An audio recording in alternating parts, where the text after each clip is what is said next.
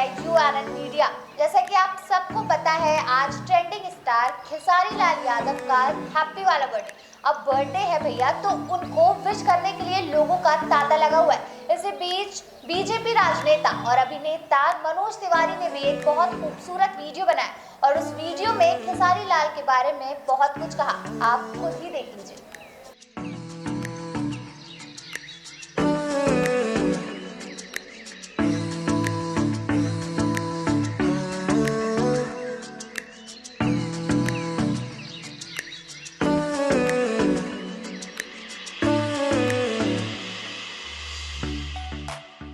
खेसारी लाल यादव नाम है एक ऐसे संघर्ष का जिसने खुद से अपनी दुनिया बनाई है। और खेसारी लाल यादव नाम है एक ऐसे गरीब घर से निकले हुए बच्चे का जिसने कभी चुनौतियों से हार नहीं मानी और अब उन्होंने अपने हुनर से, अपने टैलेंट से अपनी पहचान बनाई है।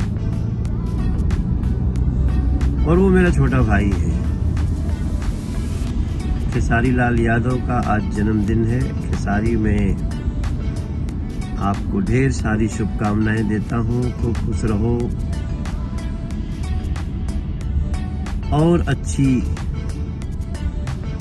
अपनी सारी प्रतिभाओं को समेटकर और भी अच्छी योजना के साथ दुनिया पे छाए रहो। Happy birthday.